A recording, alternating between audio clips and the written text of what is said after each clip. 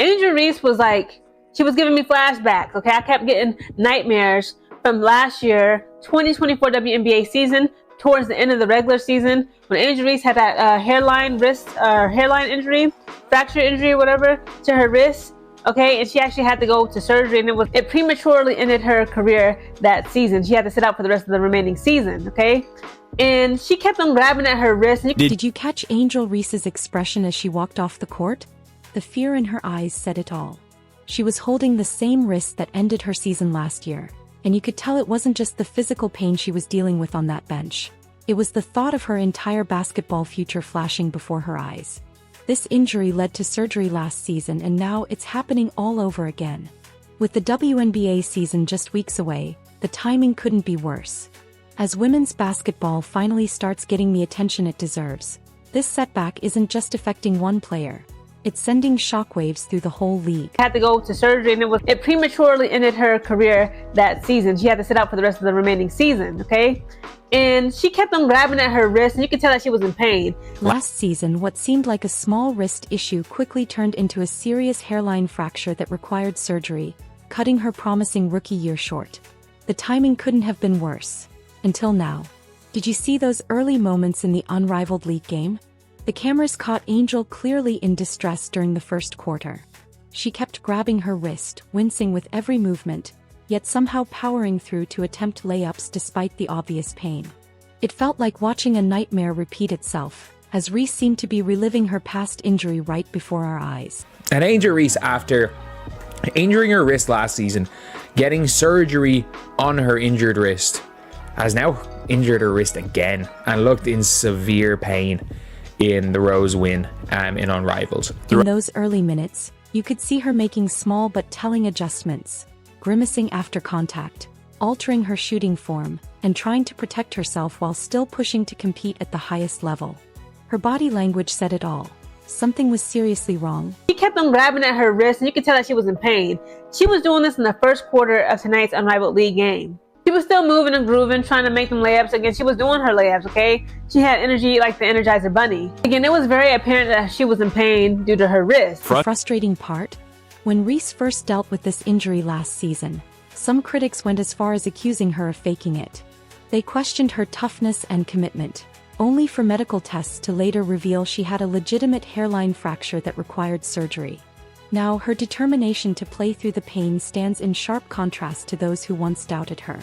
Critics who once cast their skepticism are now watching in silence, their doubts proven wrong, in the worst possible way. Finally, she had got sat down, but I believe in like the second to third quarter, she came back and was playing some more, and then finally after that, she just decided to rest for the rest of the game. The breaking point came in the third quarter.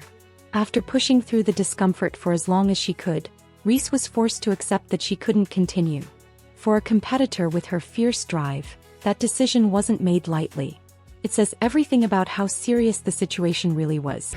I just remember during the year when Angel Reese landed on her wrist, and then you can see her just kind of doing this, trying to get in and playing, and then it was oh, she faked a wrist injury, it wasn't real, and it's you can literally see where it happened in the game. Once she sat on the bench, the emotional weight of the moment was clear. The cameras captured Reese visibly devastated, fighting back tears as she cycled between anger and despair. This wasn't just about missing one exhibition game. Her expression told the story of someone who knew exactly how this could impact her immediate future. What's especially concerning is that this injury is to a wrist that already required surgery. That raises the possibility of a recurring structural issue, rather than just a new, isolated problem. When the same area breaks down twice, medical professionals start worrying about long-term stability. A brain injury often takes longer to heal and can lead to chronic issues that haunt a player throughout their career. But there literally was footage of her on the bench holding her wrist in pain and looking almost angry. Look, people thought from looking at it that she was crying, and it's oh no. And the last thing you want is another another wrist injury from one after getting surgery. Team Rose just crushed Team Vinyl 74-46. But have you noticed how this blowout victory is barely making headlines? While medical concerns were building on the sidelines, the court was hosting one of the most lopsided games of the season. Yet it feels like no one is paying attention. That's the strange reality when your star player is in distress. The Rose have been doing very well. The numbers tell a story that should be celebrated. Team Rose shot an impressive 44.8% from the field, hitting 30 of their 67 attempts. Their three-point shooting was especially remarkable, knocking down 9 of 19 shots from beyond the arc for a 47.4% success rate. On the other hand, Team Vinyl struggled in nearly every way. They couldn't sink a single three-pointer the entire game, finishing 0 for 13 from downtown.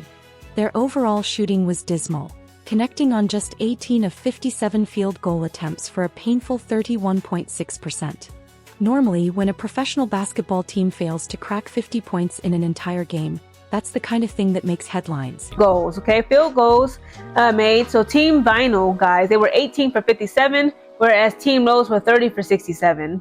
And then for three-pointers, this is really bad. Okay, Team Vinyl, again, they got some good pieces. They got Ray Burrell. They got, what's the girl name? What's the little girl name? Don't tell me. They got Aaliyah Boston, okay? They were horrible, okay, at shooting if you just look at the score. So for three-pointers, they were 0 for 13. They didn't make none of their three-point attempts. Chelsea Gray proved once again why she's regarded as one of the most clutch players in women's basketball. Her sixth game-winning shot of the unrivaled season should have been the talk of the town. Her poise as a point guard was nothing short of spectacular, with every move looking like it belonged on a highlight reel. Along with her leadership, Team Rose dominated on the boards, grabbing 41 rebounds compared to Vinyl's 38. It was a complete performance, showcasing their clear superiority from start to finish. After Brittany Sykes and Chelsea Gray, they really made a huge difference and impact in this game again, guys. This is Chelsea Gray's sixth time hitting the game-winning shot in this current unrivaled league season. Again, it was an amazing game, an exciting game. Shout out to everybody, okay, that was out there moving and grooving on Team Rose. But did you catch the bench reactions as the gap in the stats grew? The usual energy just evaporated. No high fives. No excited chatter. No celebrations. When Chelsea made another incredible play, the atmosphere shifted completely, from intense competition to something more akin to a hospital waiting room. It was like a sudden chill hit the arena, turning what should have been a lively, heated moment into something far more somber. I'm sorry, the Vinyl stink. The Vinyl stink. They're so bad. Like, with or without Enrique, like, I predicted them to be my freaking winners. They were my predicted winners.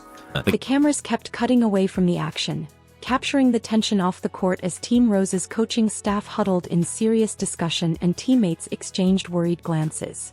Medical personnel moved with urgency, and despite a commanding 30-point lead, the arena felt strangely subdued. Basketball usually thrives on electrifying moments, but this game felt more like a quiet library than a high-stakes showdown. On the court, Team Rose executed flawlessly, completely outplaying Team Vinyl. But the real story was unfolding on their bench. Players struggled to stay focused, stealing glances at their injured teammate between plays.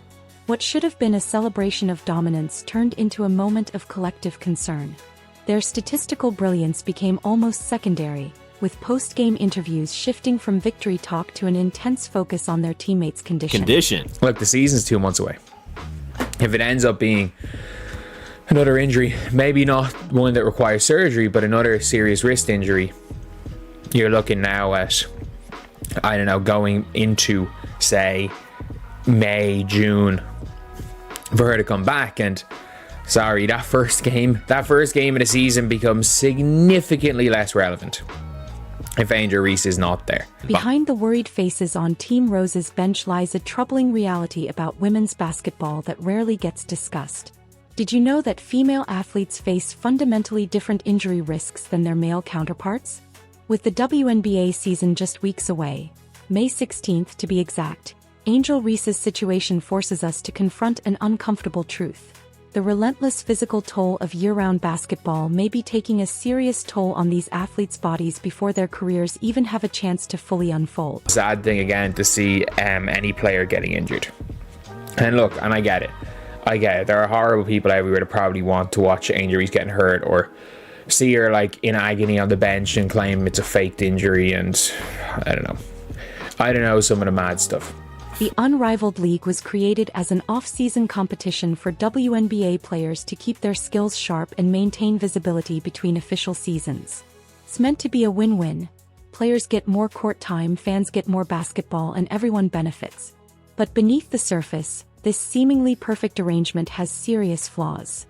These athletes aren't just playing for fun. They're participating for crucial financial compensation and exposure. The harsh reality of women's basketball economics forces players to join these exhibition leagues, even when they face obvious physical risks. Imagine being Angel Reese. Turning down these opportunities means sacrificing both income and visibility, potentially jeopardizing your entire career trajectory. When staying relevant is key to your professional future, saying no becomes almost impossible.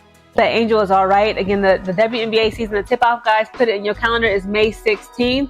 Okay, I get out of here. Okay, I will be skilled bridging out of the military May 19th. Okay, we got a lot of things to do come May. We cannot afford to have Angel Reese sitting out in this upcoming season due to another injury.